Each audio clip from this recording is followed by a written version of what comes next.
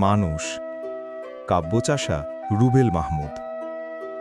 পৃথিবীর বুক চিরে প্রতিদিন কত মানুষের জন্ম হয়, কিন্তু এই মানব জাতির ভিড়ে খুঁজে দেখো মানুষ কোথায়।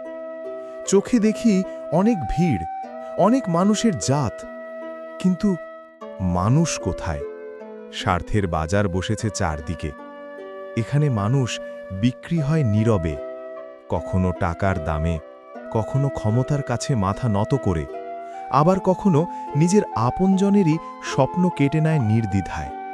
একজন আরেকজনকে বলি দেয়, হাসি মুখে, অজান্তে।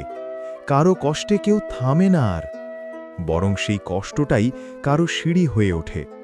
বিবেক আজ নীরব দর্শক হয়ে ঘরের কোণে বসে কাঁদে। তার কণ্ঠস্বর ডুবে যায় লোভ আর প্রতারণার চিৎকারে। কোথায় সেই মানুষ যে অন্যের চোখের জল দেখে নিজের চোখ ভিজাত?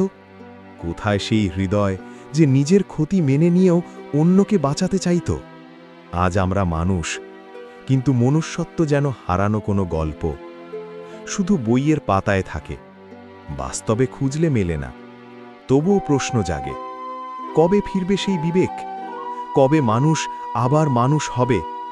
হয়তো সেদিনই, যেদিন আমরা আয়নায় নিজের চোখে তাকিয়ে লজ্জা পাব নিজের কাছেই, যেদিন অন্যের কষ্টে হৃদয় কেঁপে উঠবে আর স্বার্থের চেয়ে মানবতাকে বড় মনে হবে।